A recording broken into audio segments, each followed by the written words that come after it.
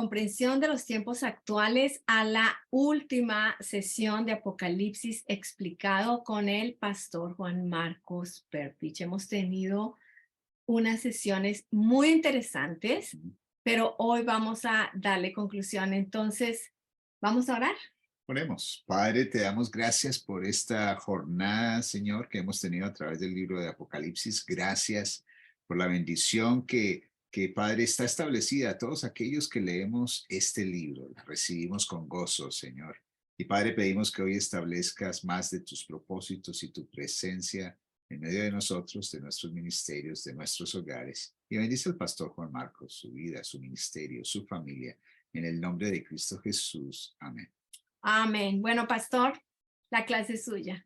Buenas noches a todos. Gracias, pastores. Gracias a todos por estar aquí con nosotros. Vamos a continuar.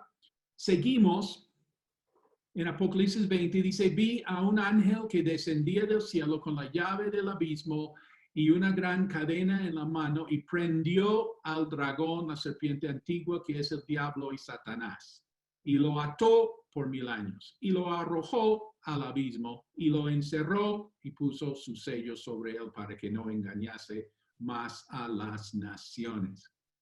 ¿Está claro? Aquí estos son verbos muy fuertes: prendió, ató, arrojó, encerró. El punto es que él no puede engañar más a las naciones. Acuérdate que en el Nuevo Testamento, cuando se habla de naciones, se refiere a grupos étnicos, grupos étnicos. Y ahora, él va en el Apocalipsis 20, él será suelto a molestar otra vez. Pero por el momento, la tierra será libre de sus maquinaciones. Sus dos títeres, quienes controlaban al mundo, la bestia y el falso profeta, ya están, ¿dónde están? Ya están en el infierno, ¿sí? Están vivos en el infierno. Entonces, podemos mencionar que hay más gente en el mundo. Los militares murieron en Armagedón. Es que muchos países tenían compromiso para mantener fuerzas militares en el Medio Oriente para guardar la paz. Pero ellos sí van a morir. Pero hay otra gente en la tierra, ¿sí? Es que Satanás va otra vez a ir detrás del mundo. Entonces, vemos aquí que hay un tiempo que los santos van a reinar. Satanás está así encerrado, está out of the picture, está fuera del escenario. El Apocalipsis 5, 9 a 10 dice, con tu sangre nos has redimido para Dios de todo linaje y lengua y pueblo y nación, y nos has hecho para nuestro Dios reyes y sacerdotes y reinaremos sobre la tierra. Esto está ocurriendo aquí en Apocalipsis capítulo 20. Capítulo 2, versículo 26 a 27. Al que venciere y guardare mis obras hasta el fin, yo le daré autoridad sobre las naciones, que sí va a haber naciones, y las regirá con vara de hierro y serán quebradas como vaso de alfarero, como yo también la he recibido de mi Padre. ¿Está claro? Jesús y sus santos reinarán por 1000 años. Hablemos más sobre este 1000 años. La visión. Vi tronos. ¿Qué va a haber aquí en este milenio? Tronos. Antes, Juan vio tronos en el cielo. Ahora está viendo tronos en la tierra. ¿Y para qué tronos? Pues los tronos son para establecer justicia en la tierra. Y vi tronos, y se sentaron sobre ellos los que recibieron facultad de juzgar. Estos son los que han vencido. Los creyentes quienes bajo presión, quienes negaron a Cristo, no tendrán parte aquí. Y vi las almas de los decapitados por causa del testimonio de Jesús y por la palabra de Dios, los que no habían adorado a la bestia ni a su imagen, y que no recibieron la marca en sus frentes ni en sus manos, y vivieron y reinaron con Cristo 1000 años. ¿Te acuerdas que el Apocalipsis es como un manual para prepararnos para morir por la fe? Y aquí vemos la facultad de juzgar. Un día los que fueran juzgados por tribunales humanos estarán reinando, serán los que juzguen. ¿Está siguiendo la idea? Un día los prisioneros juzgarán a sus captores. Se cuenta que en el tiempo de persecución en el Imperio Romano, en un contexto que los cristianos estaban delante del tribunal, entonces los cristianos se consolaban en saber que un día ellos estarían en el tribunal buscando a los que los habían juzgado. En el ministerio carcelario, entonces un capellán contó a los prisioneros, pues un día, si ustedes guardan, perseveran hasta el fin, serán salvos, y un día ustedes juzgarán a los que los han juzgado. Y que lo hagan bien, que lo hagan con justicia. Puede que no les hayan juzgado a ustedes correctamente, pero tendrán su oportunidad, no de vengarse, sino de hacer la justicia. Jesús dijo, los primeros serán los últimos. Los apóstoles juzgarán a las 12 tribus de Israel. Pablo dice a los corintios que la iglesia juzgará a los ángeles. Nosotros estamos ahora en un entrenamiento, no solamente para la tribulación, sino para el milenio.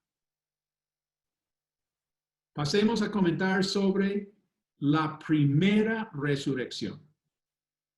En el libro de Daniel, capítulo 12, leyendo en la nueva versión internacional, entonces se levantará Miguel, el gran príncipe protector de tu pueblo. Habrá un periodo de angustia, como no la ha habido jamás desde que las naciones existen. Pero tu pueblo será librado, todos los que están inscritos en el libro. Y del polvo de la tierra se levantarán las multitudes de los que duermen, algunos de ellos para vivir por siempre, pero otros para quedar la vergüenza y en la confusión perpetuas.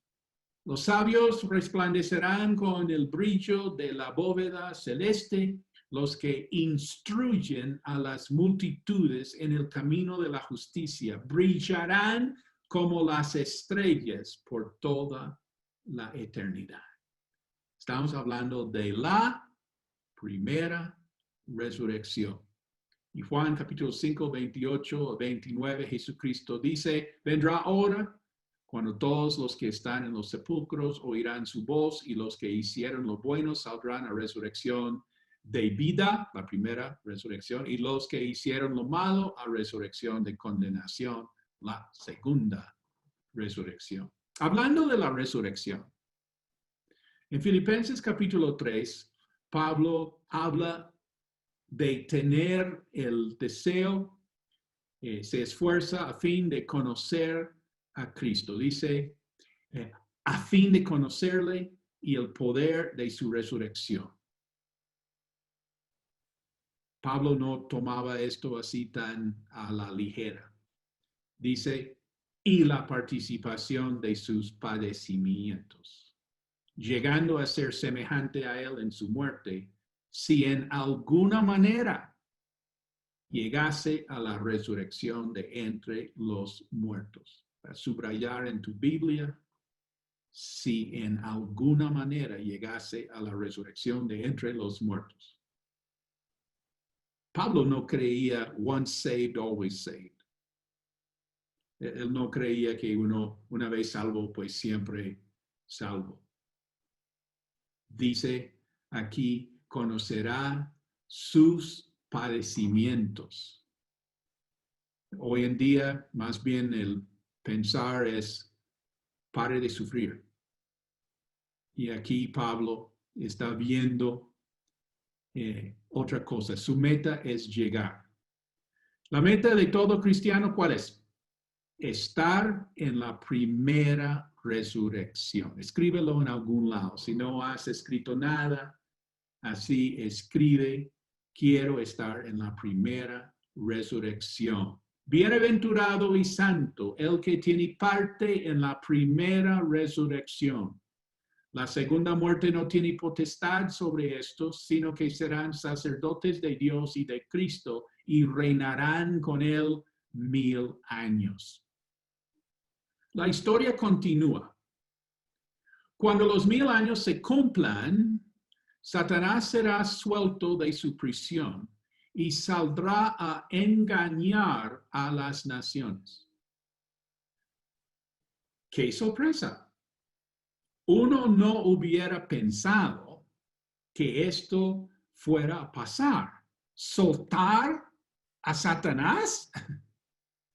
Esto va a dañar todo. Y preciso, el diablo va y levanta un ejército y van a atacar a Jerusalén. No, mejor dicho, ¿quién hubiera pensado en esto? Hay que apreciar la gravedad de lo que está pasando aquí. ¿Qué está pasando aquí en nuestro milenio? Fíjate que lo que los hombres siempre han querido, lo que han dicho que quieren, la vida, la convivencia, el trabajo, la justicia, la igualdad, el conocimiento, la libertad y la paz. Lo van a tener, pero no estarán conformes. El mundo estará perfecto, pero no les va a gustar. ¿Por qué? Porque no pueden pecar. Imagínate, en el milenio va a haber paz, justicia e igualdad. Hay una lección muy importante aquí. El pecado no es producto de tu entorno, es producto de tu corazón.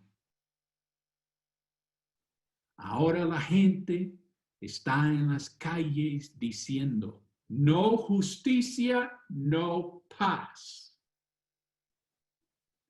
En el milenio va a haber justicia, pero al final los hombres seguirán a Satanás.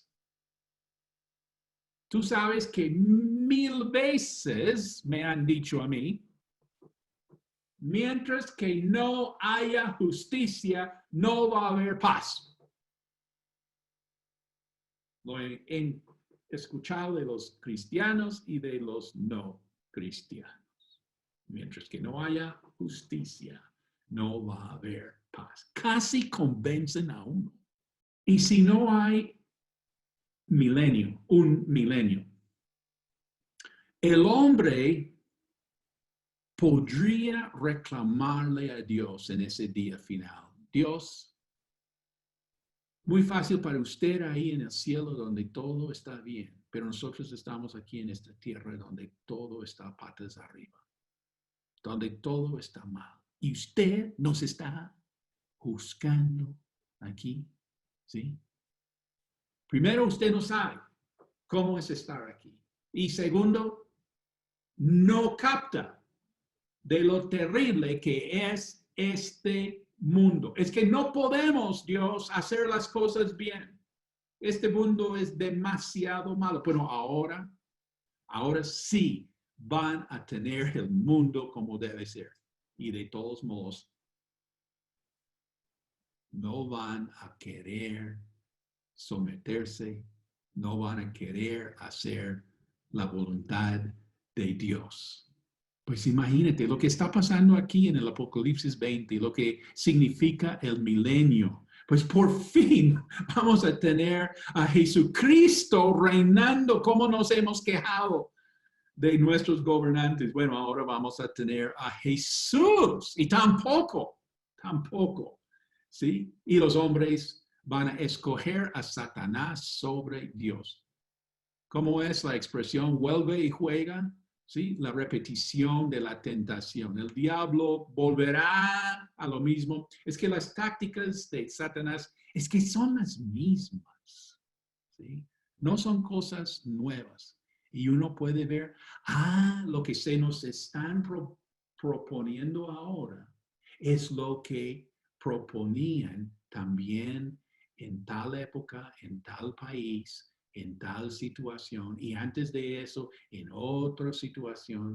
Es que es lo mismo, es que son las mismas cosas, las mismas estrategias, ¿sí? Y entonces, pues aquí, en lo último, Satanás va a decir al hombre, ¿quieres ser libre? ¿Y tú qué crees? ¿La gente va a querer vivir bajo el Rey Jesús o hacer su propia voluntad? Bueno, dice, cuando los 1000 años se cumplen, Satanás será suelto de su prisión y saldrá a engañar a las naciones que están en los 4 ángulos de la tierra, a Gog y a Magog, a fin de reunirlos para la batalla, el número de los cuales es como la arena del mar. Y subieron sobre la anchura de la tierra y rodearon el campamento de los santos y la ciudad amada. Un pastor cuadrangular sí me dijo, eso sí es verdad, me dijo, Israel ya no. Bueno, en su país realmente no están enseñando Apocalipsis ni mucha Biblia, pero Israel todavía sí. La ciudad amada. Y de Dios descendió fuego del cielo y los consumió. Y el diablo que los engañaba fue lanzado en el lago de fuego y azufre, donde estaban la bestia y el falso profeta, y serán atormentados día y noche por los siglos de los siglos. El milenio. Vamos a repasar un poquito sobre el milenio, porque ha habido y hay mucha controversia en cuanto al milenio, y aunque uno no se dé cuenta, en la perspectiva que uno tiene sobre el milenio afecta muchísimo, pues, su manera de vivir y su mensaje al mundo y su ministerio. Entonces, repasando, por 5 siglos, o sea, 5000 años, la iglesia creía en el milenio, el reino de 1000 años, después de la segunda venida. Bueno, ¿quién aquí ahorita cree en el milenio después de la segunda venida? Pues yo, bueno, así es lo que creo que acabamos de leer. Capítulo 19, la segunda venida, y capítulo 20, el milenio. Bueno, vamos a desmenuzar esto. Número 1, la segunda venida. Número 2, el milenio. Número 3, el juicio final. Y número 4, cielo nuevo, tierra nueva. Y vamos a poner la posición pre-milenio. quiere decir que Jesús viene antes del milenio. ¿Sí? Estamos hablando de otra posición pre. Ahora no estamos hablando de rapto, ¿me entiendes? Sí, es que ya dejamos ese tema. Ahora estamos hablando del milenio. Entonces, esta es la posición pre-milenio. Jesús viene antes del milenio. De los padres de la iglesia, los padres de la iglesia son los discípulos de los discípulos, ¿sí? Nosotros tenemos los evangelios donde tenemos el Señor Jesucristo y los discípulos, y ahí, hasta ahí tenemos realmente la historia. Pero después del Nuevo Testamento tenemos más historia, tú sabes, y los líderes son llamados los padres de la iglesia, y ese es otro temazo, los padres de la iglesia. Bueno, y entonces uno de ellos, Papías, el obispo de Esmirna, una de las iglesias que Jesús había escrito, ¿no? Esmirna. Él dijo, pues así muy de manera definitiva, creemos en y enseñamos la segunda venida y el reino corporal de Jesús en la tierra. Bueno, por 5 siglos la iglesia iba en este plan. Pero hubo un cambio. Bueno, nadie discutía, ¿te acuerdas? Número 1 y número 3 y número 4. Pero sí hubo un cambio de colocar el número 2 antes del 1. Interpretación, poner el milenio antes de la segunda venida. No estoy preguntando si estás de acuerdo. Estoy preguntando si está claro que va a haber un cambio en pensar referente al milenio. ¿Y esto cómo llegó a ser? Bueno, el personaje clave en esto fue el obispo de Hippo, norte del África, Agustín. Él está con mucha influencia, ya 400 años. Uy, qué pena, no es antes, es ¿qué? Después de Cristo. Ese error es mío. Es mío. Y entonces, no, es 400 años después de Cristo. Agustín, uno de los padres de la iglesia, él tuvo, siendo un hombre joven muy playboy, tuvo una conversión genuina y sirvió a Dios en gran manera. En la mitad de su ministerio, cambió su interpretación del cristianismo. ¿Qué pasó? Bueno, Agustín, antes de conocer a Cristo, vivió en la inmoralidad sexual. Y como cristiano, rechazó lo físico por su pasado en el pecado. También por su formación en la filosofía griega y la influencia de los maniqueos. Agustín tenía como un temor de las cosas físicas, temor de la carne. Él tenía tanto corazón para Dios. ¿Te acuerdas? ¿Quiénes han leído Confesiones? Confesiones, o sea, realmente Progreso del Peregrino, Confesiones de Agustín, esos son clásicos para los cristianos. Y te acuerdas cuando él dice en Confesiones, él dice, Señor, hazme puro, pero todavía no. O sea, un hombre muy transparente, por eso Confesiones es tan tan importante hasta el siglo XXI.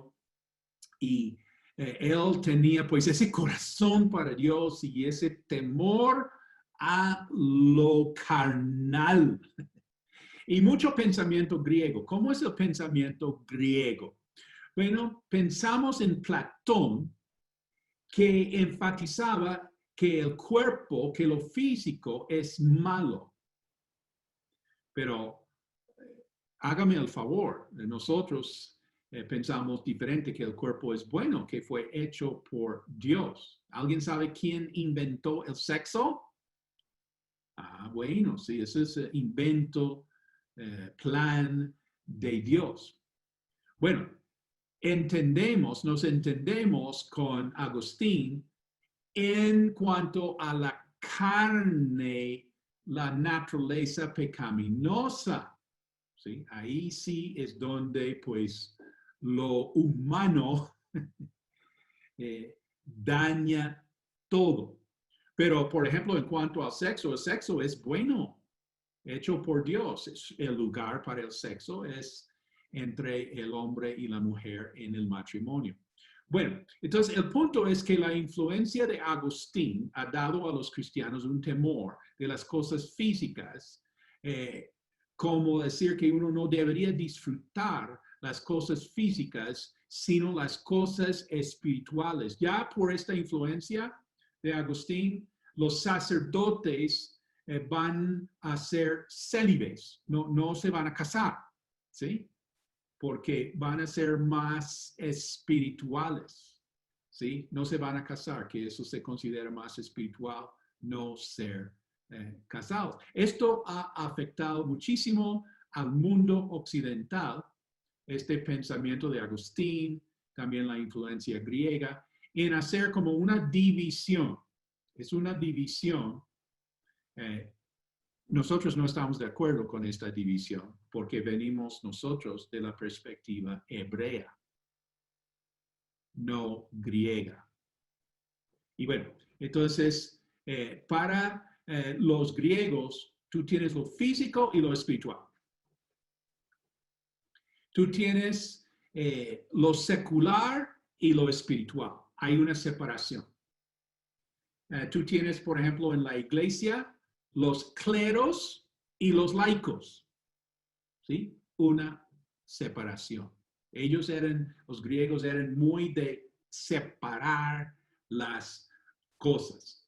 Y entonces, volviendo a nuestro tema, en el comienzo de su ministerio, Agustín predicaba el retorno físico y el reino corporal de Cristo en la tierra. Pero cambió. Se dejó llevar por su experiencia, por la formación griega que él tenía. A Agustín no le pareció tan buena idea un regreso físico de Jesús. No le llamaba la atención un reino en cuerpo, ¿sí? Y desde Agustín, desde ese momento, la tierra, lo físico, deja de tener parte en la esperanza del cristiano. Eso es físico, terrenal, no nos interesa, ¿sí? Y la esperanza del cristiano ahora es irse de la tierra, dejar esta tierra para estar con Dios. Y ni siquiera los cristianos hablan de la tierra nueva. No interesa. Y hasta el siglo XXI es así. Si tú te pones, pastor, a hablar de la nueva tierra, van a preguntar si te volviste testigo de Jehová. Porque ellos son los que hablan de la nueva tierra. Y claro, ellos tienen pues mucho error doctrinal, pero ellos tienen algo aquí que la iglesia cristiana como que ha dejado, se ha descuidado. Entonces, estamos viendo como una separación, volvernos super espirituales, ¿sí? Irnos para el cielo, dejemos la tierra, ¿sí? Y el reino de Dios ya es algo muy elevado, muy arriba, muy allá.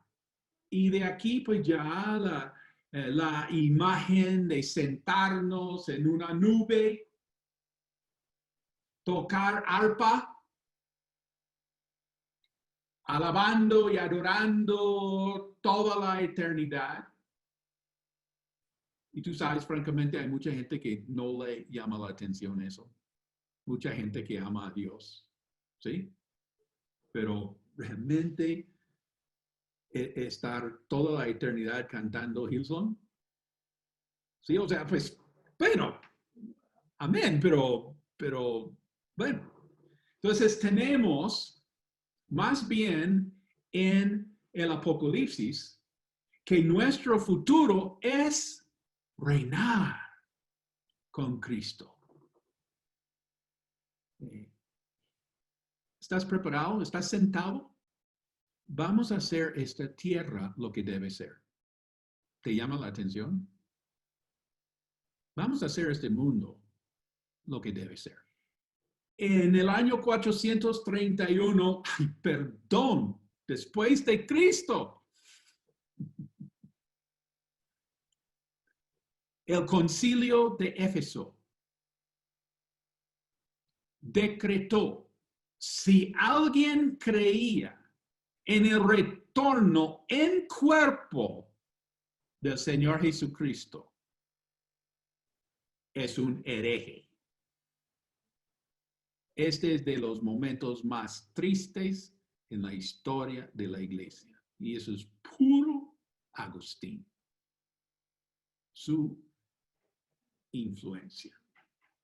Entonces, ahora vamos a poner la posición post-milenio. Es que hemos ido de pre-milenio, ahora post-milenio. ¿Qué quiere decir? Que el capítulo 20 ocurre antes del capítulo 19.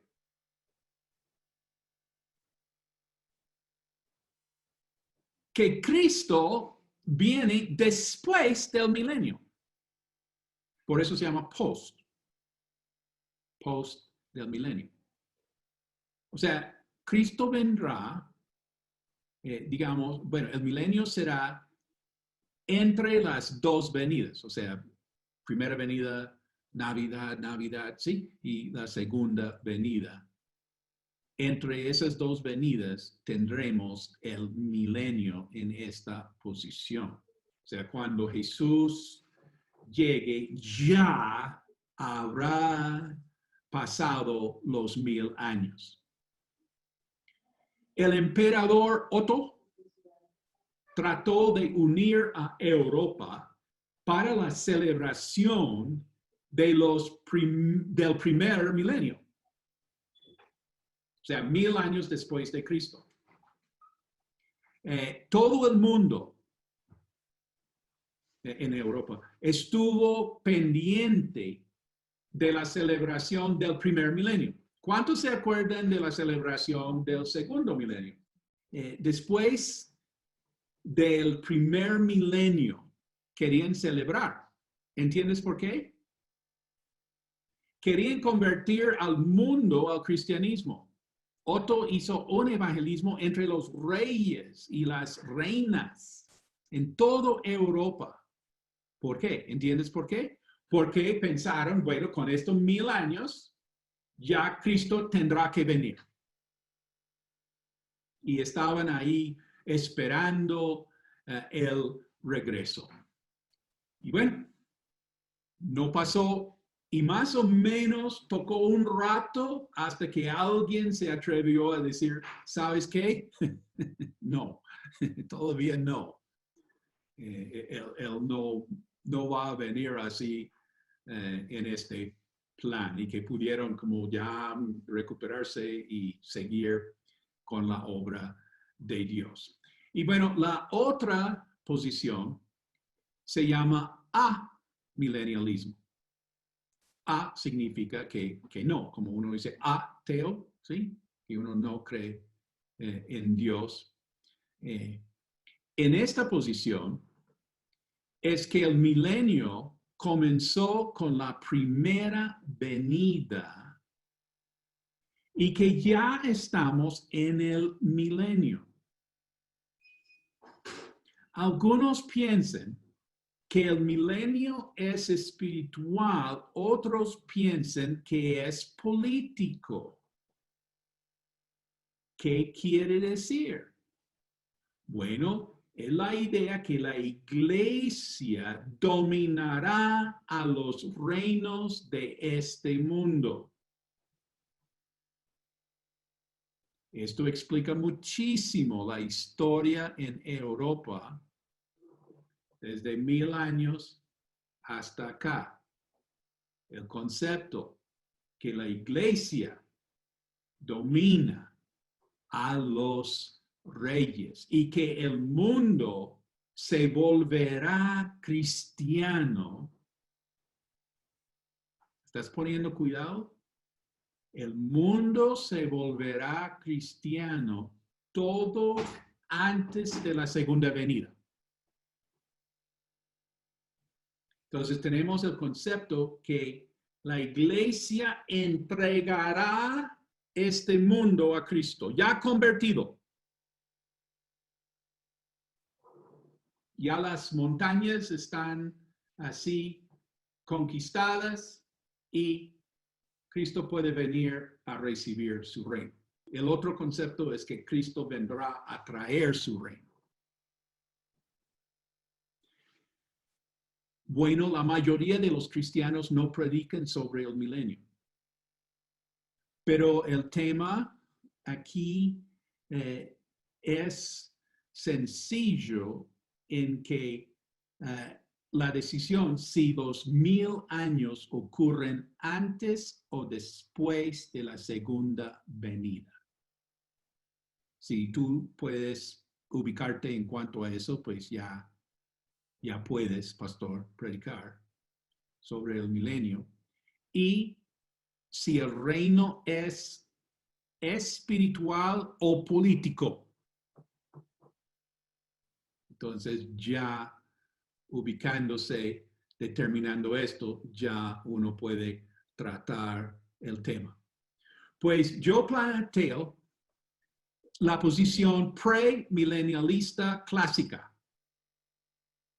Quiere decir que estoy de acuerdo con la iglesia primitiva. Que la iglesia pasará por la tribulación, Cristo vendrá y reinará en la tierra, esta tierra, por 1000 años. Es la mejor interpretación de Apocalipsis 20 porque no tienes que cambiar nada. Ahí tal cual como está, pues así sale. Y también te da la mayor razón para la segunda venida.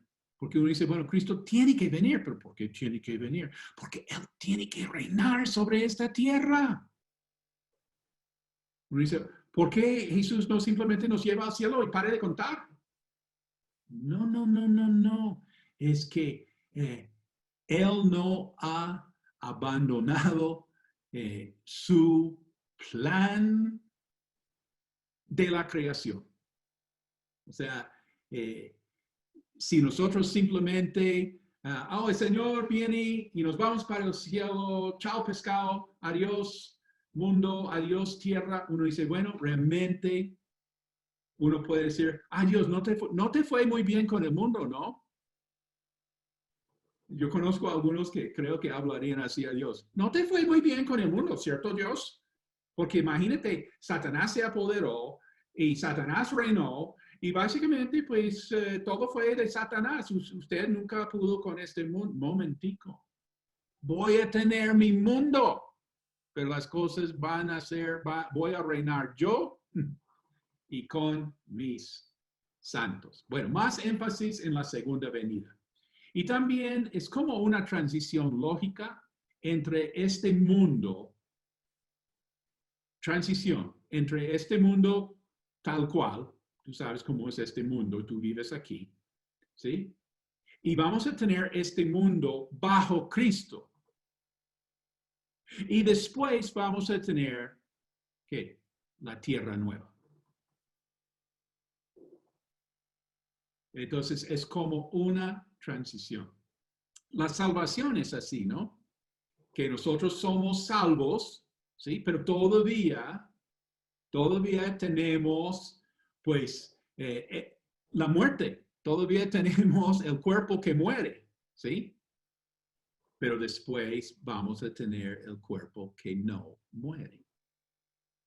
Es que como 3 etapas, por decir, y este mundo tendrá sus 3 etapas. El mundo como está, el mundo bajo Cristo y el mundo nuevo. Apocalipsis capítulo 21.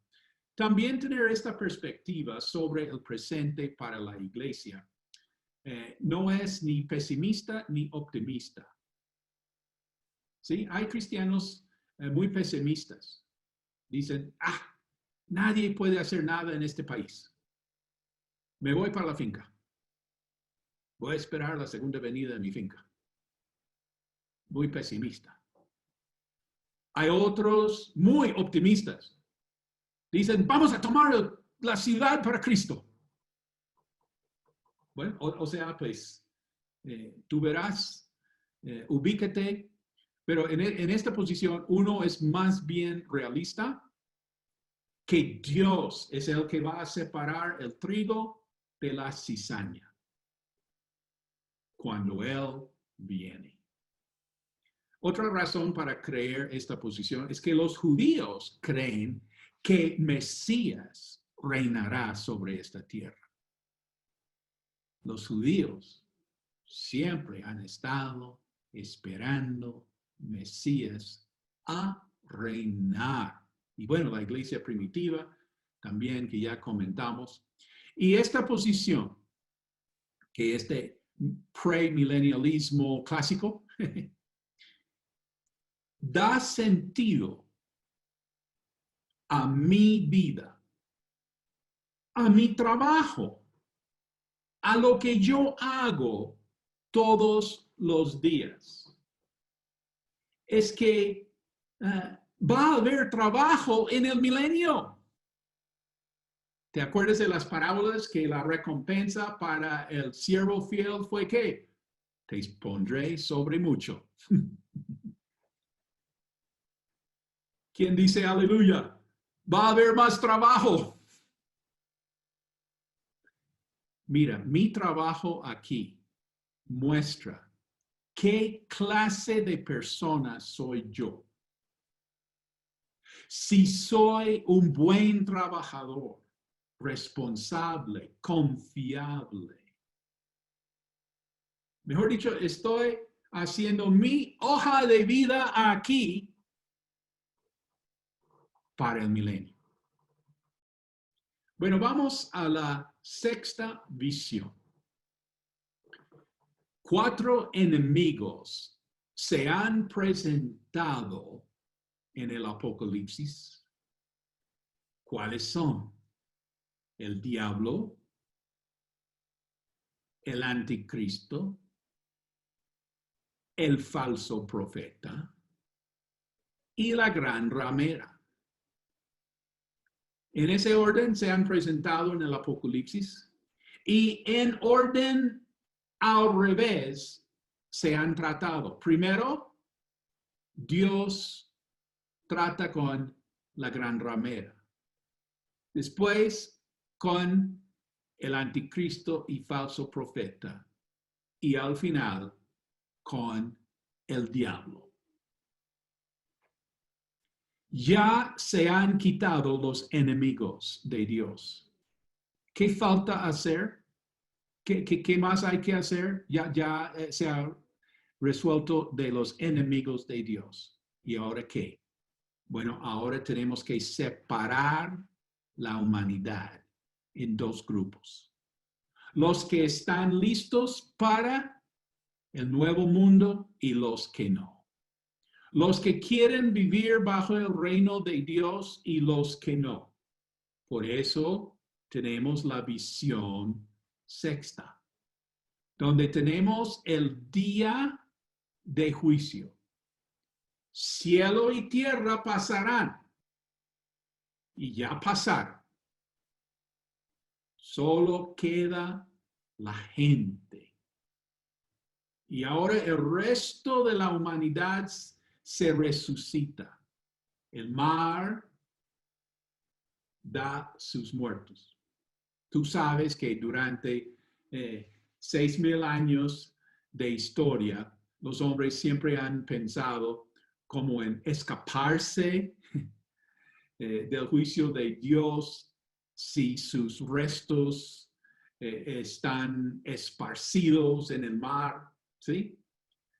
Como echar la ceniza en el río para que se lleve así al mar y uno no volverá a aparecer. Dios no va a poder así agarrarle a uno. No.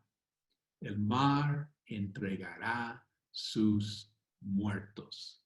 Y el Hades, el Seol en el Antiguo Testamento, el lugar de los muertos, pues entregará el mar y el Seol entregarán sus muertos. Todos van a resucitar.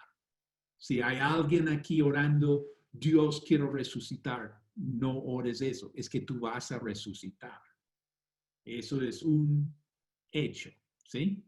La pregunta es que vas a resucitar, ¿para qué? ¿Para dónde? ¿Dónde? O sea, todos vamos a pasar la eternidad. La pregunta es, ¿dónde la pasaremos? Entonces, aquí en esta visión, los libros se abren. Tú sabes que todo de esta vida está grabado en dos lugares. ¿Dónde? Pues primero, en la memoria de uno. Todo está grabado. Uno tiene todo lo que ha vivido. Puede que no se acuerde de las cosas cuando va pasando el tiempo, pero ahí está todo grabado.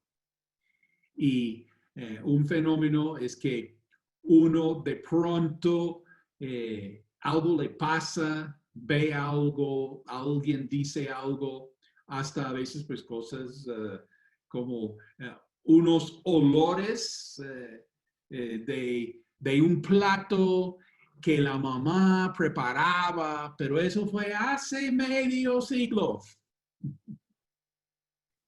Y uno se acuerda de todo en ese momento. Es que todo está ahí. Ese es el problema que nosotros no nos superamos en la vida. Nosotros recordamos todo. Ahí está grabado y grabado para siempre. Y el otro lugar donde está todo grabado, en los libros. Está todo de la vida de cada uno en los libros. Y ahora viene una buena nueva. Alguien dice, por favor, 3 días del Apocalipsis, háblame algo bonito. Bueno, en el nuevo pacto, Dios dice, seré propicio a sus injusticias y nunca más me acordaré de sus pecados y de sus iniquidades.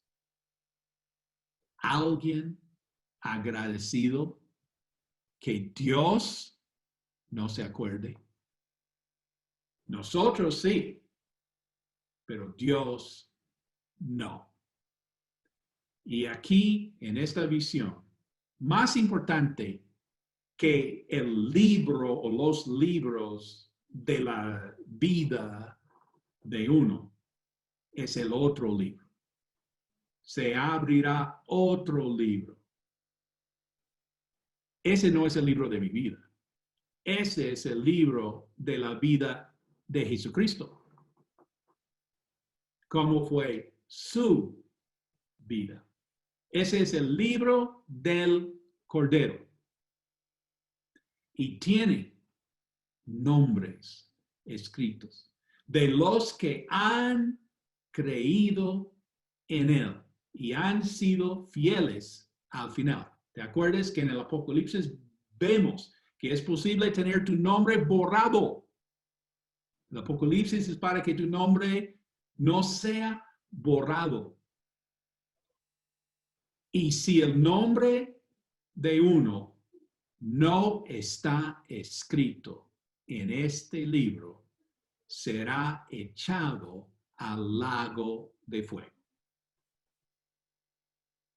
Entonces vamos ahora a la séptima visión. Cielo nuevo, tierra nueva.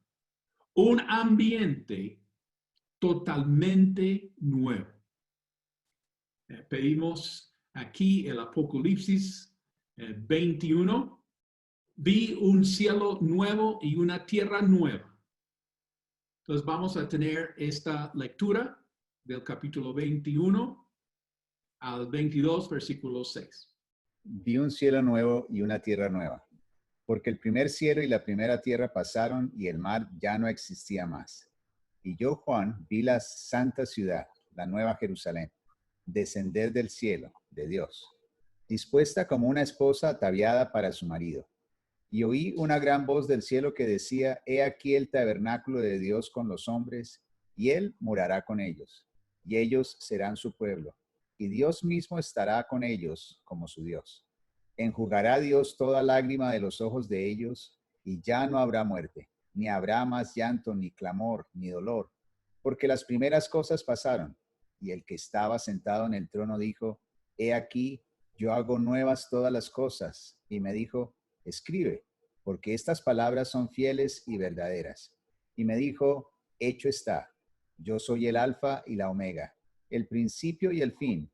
Al que tuviere sed, yo le daré gratuitamente de la fuente del agua de la vida. El que venciere heredará todas las cosas, y yo seré su Dios, y él será mi hijo.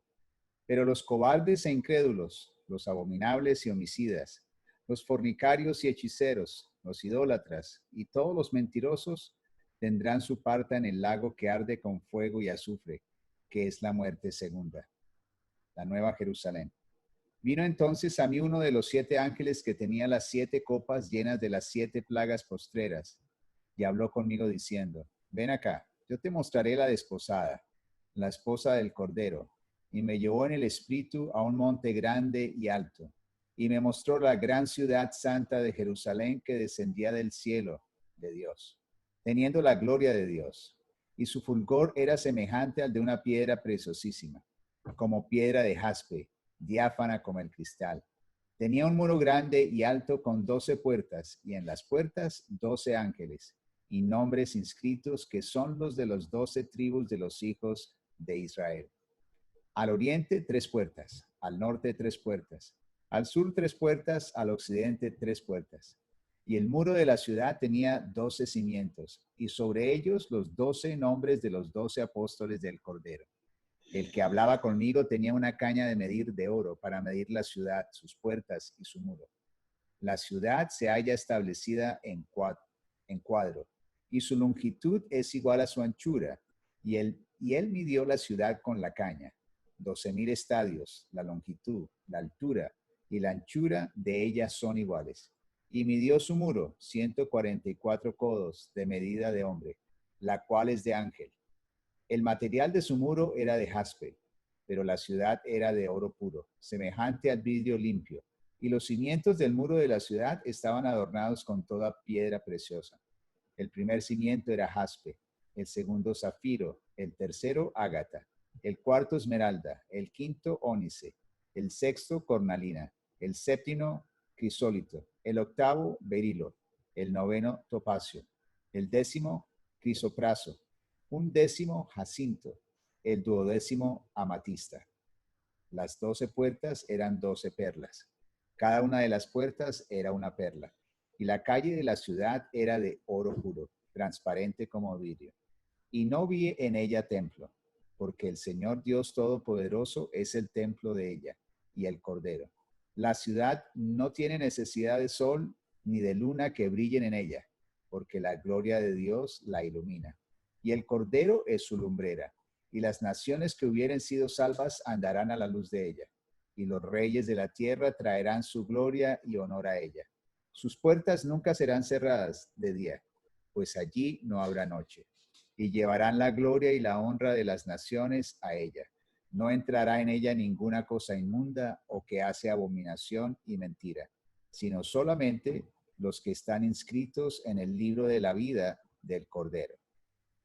Luego el ángel me mostró un río con el agua de la vida. Era transparente como el cristal y fluía del trono de Dios y del Cordero. Fluía por el centro de la calle principal. A cada lado del río crecía el árbol de la vida, el cual produce 12 cosechas de fruto y una cosecha nueva cada mes. Las hojas se usaban como medicina para sanar a las naciones. Ya no habrá más maldición sobre ninguna cosa, porque allí estará el trono de Dios y del Cordero, y sus siervos lo adorarán. Verán su rostro y tendrán su nombre inscrito en la frente. Allí no existirá la noche. No habrá necesidad de la luz, de lámparas ni del sol, porque el Señor Dios brillará sobre ellos, y ellos reinarán por siempre y para siempre. Entonces el ángel me dijo, todo lo que has oído y visto es verdadero y digno de confianza. El Señor Dios, que inspira a sus profetas, ha enviado a su ángel para decirles a sus siervos lo que pronto sucederá. Entonces, tenemos aquí cielo nuevo, tierra nueva. ¿Qué pasó con la antigua creación? ¿Qué pasó con lo viejo? El apóstol Pedro dice que será destruido por fuego. En segunda de Pedro, el capítulo 2, dice, quiero que recuerden lo que los santos profetas dijeron hace mucho, capítulo 3, versículo 2, dijeron hace mucho y lo que nuestro Señor y Salvador ordenó por medio de los apóstoles. Sobre todo quiero recordarles que en los últimos días vendrán burladores que se reirán de la verdad y seguirán sus propios deseos. Dirán, ¿qué pasó con la promesa de que Jesús iba a volver? Desde tiempos antes de nuestros antepasados, el mundo sigue igual que al principio de la creación. Deliberadamente olvidan que hace mucho tiempo Dios hizo los cielos por la orden de su palabra y sacó la tierra de las aguas y la rodeó con agua. Luego usó el agua para destruir el mundo antiguo con un potente diluvio. Por esa misma palabra, los cielos y la tierra que ahora existen han sido reservados, ¿quieren decir conmigo? Para el fuego.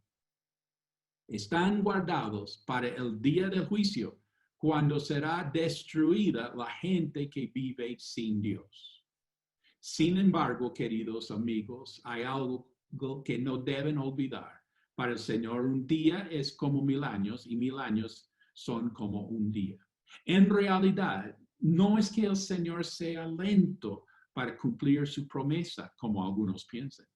Al contrario, es paciente por amor a ustedes. No quiere que nadie sea destruido. Quiere que todos se arrepienten. Pero el día del Señor llegará tan inesperadamente como un ladrón.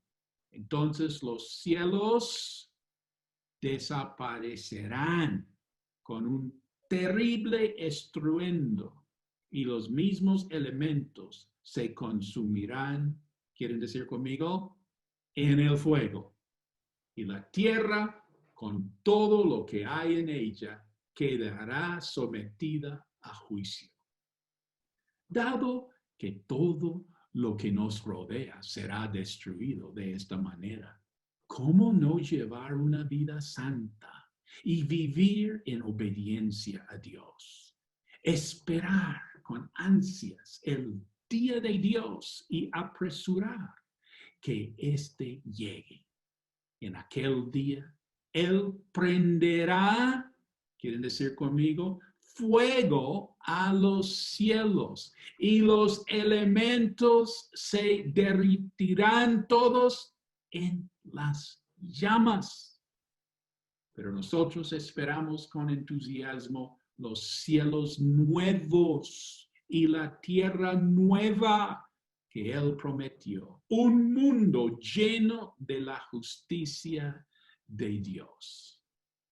Por lo cual, queridos amigos, mientras esperen que estas cosas ocurran, hagan todo lo posible para que se vea que ustedes lleven una vida pacífica, que es pura e intachable a los ojos de Dios.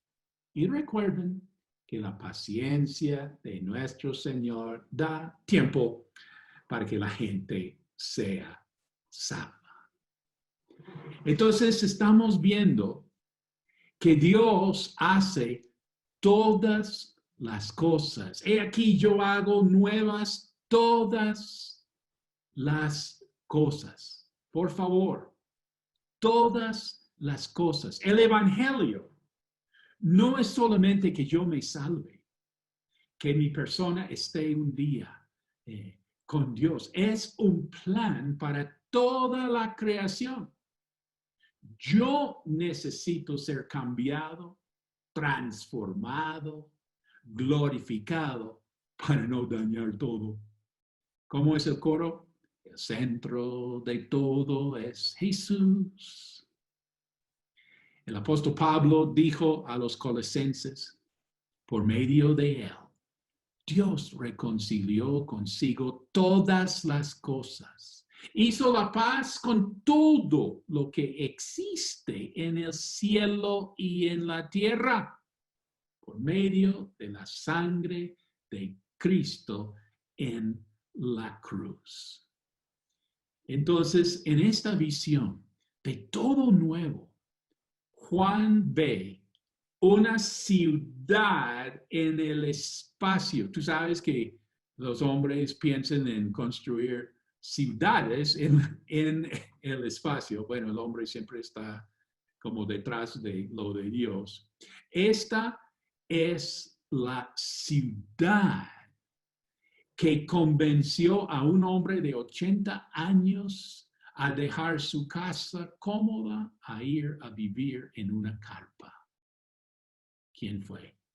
Abraham. Hallaron en Ur de Caldeo casas de ladrillo con agua y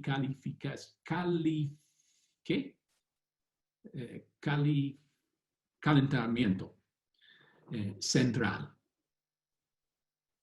de hace 4,000 años. Abraham dejó un apartamento de estrato 7 para ir a vivir en una carpa, a salir por el desierto, dice Hebreos, porque esperaba la ciudad que tiene fundamentos, cuyo arquitecto y constructor es Dios. Abraham murió con la fe de que un día él viviría en esa ciudad. Y ahora sabemos que es la nueva Jerusalén. Apocalipsis capítulo 21, versículo 2. Yo, Juan, vi la santa ciudad, la nueva Jerusalén, descender del cielo de Dios. Es una ciudad hermosa. Es una ciudad que parece a una novia, dispuesta como una esposa ataviada para su marido. Tiene calles de oro. El oro puro es blanco. Su tamaño cabría dentro de la luna. Y si fue puesta sobre Europa, sería desde París a Varsovia.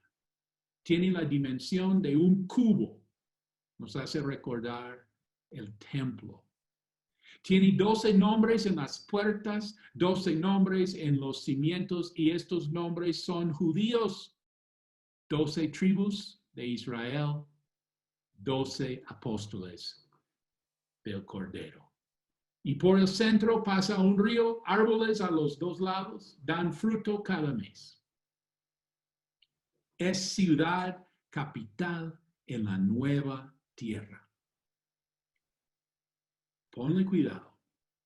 Se está descendiendo a la tierra. Nosotros no estamos yendo al cielo a vivir con Dios, sino que Dios está viniendo a la tierra a vivir con nosotros. Dice, vi un cielo nuevo y una tierra nueva. Dice, vi la santa ciudad, la nueva Jerusalén.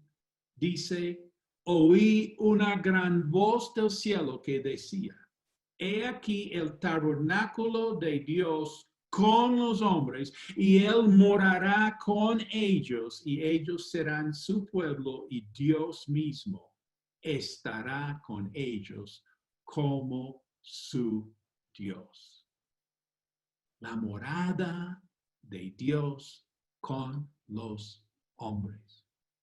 Dios siempre ha querido estar con los hombres en la tierra.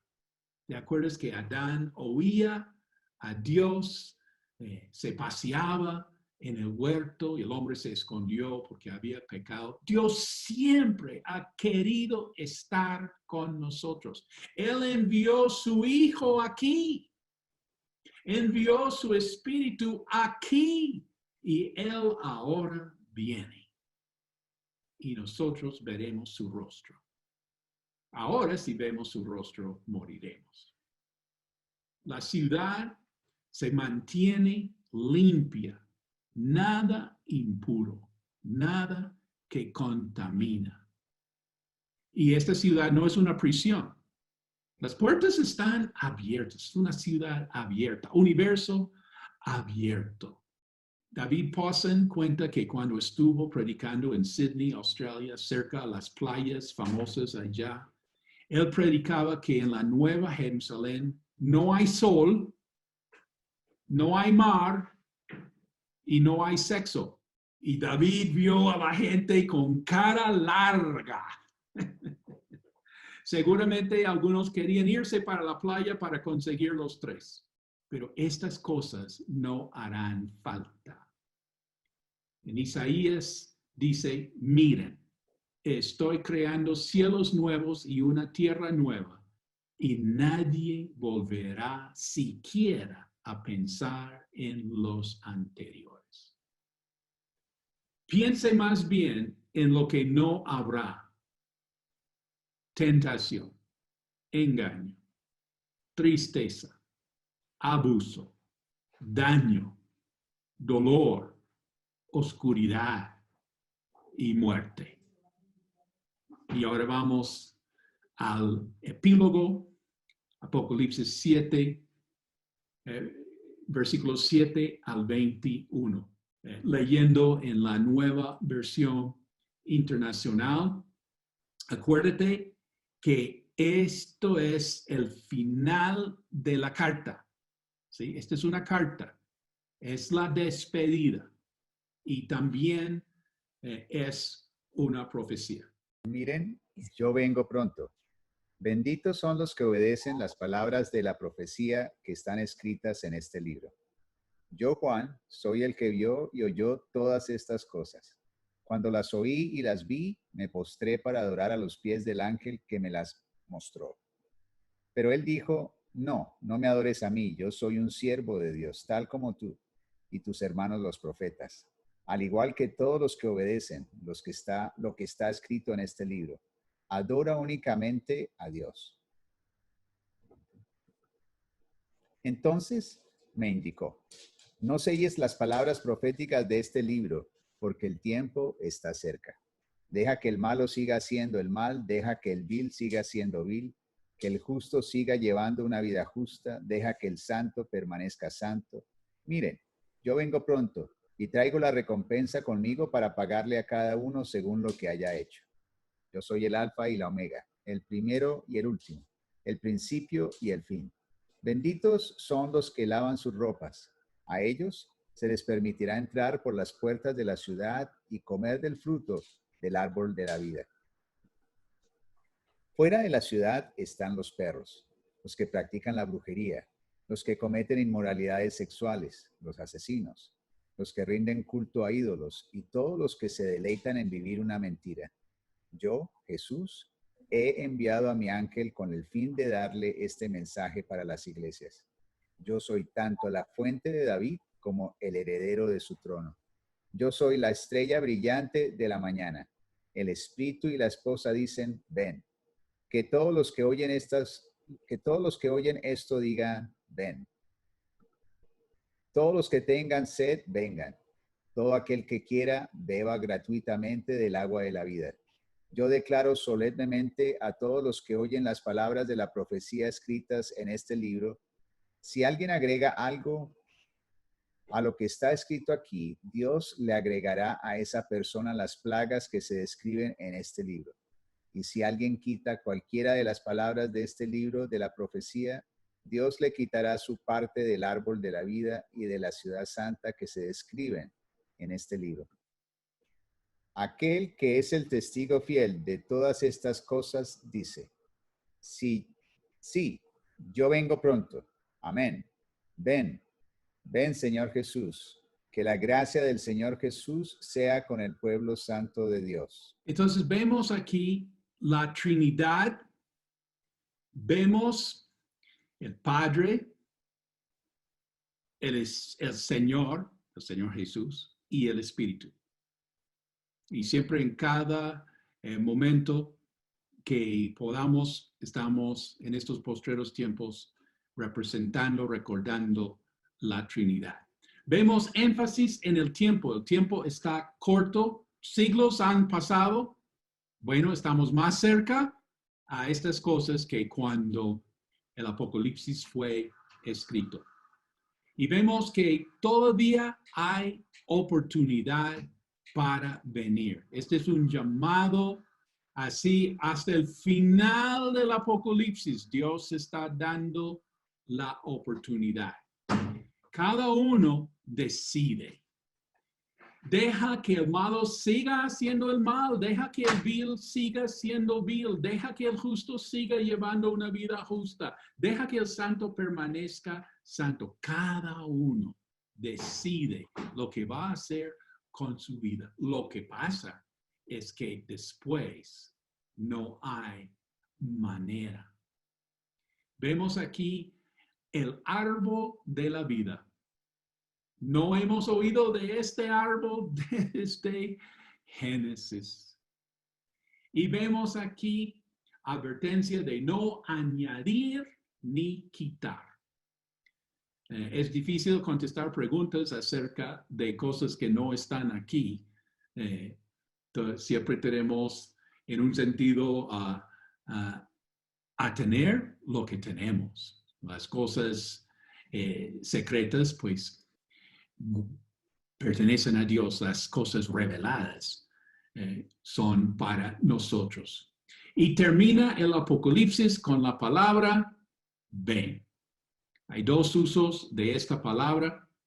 Decimos ven al Señor.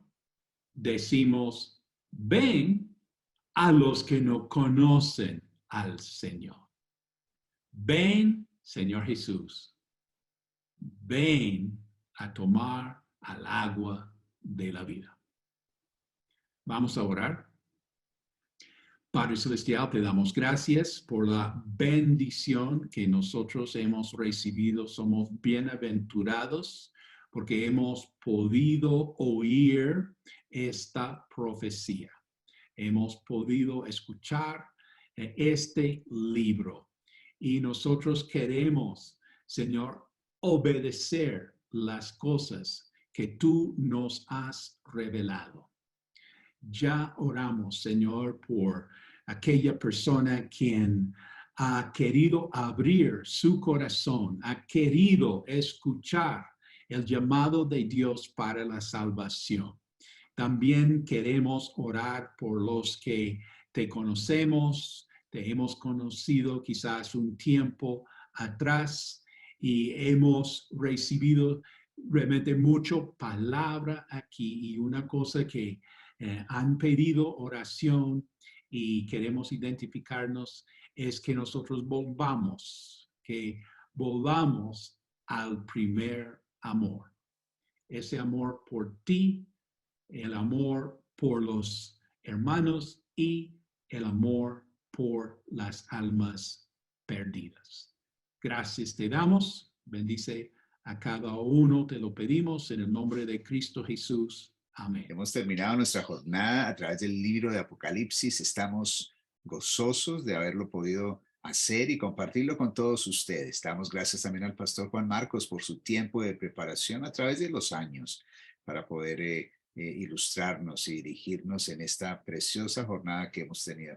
Así que estamos agradecidos con Dios y gracias por estar con nosotros. Y recuerden, si estas enseñanzas han sido de bendición, compártala con otros, póngale un like, déjenos sus comentarios y sigamos adelante, y más cuando vemos que aquel día se acerca. Dios les bendiga.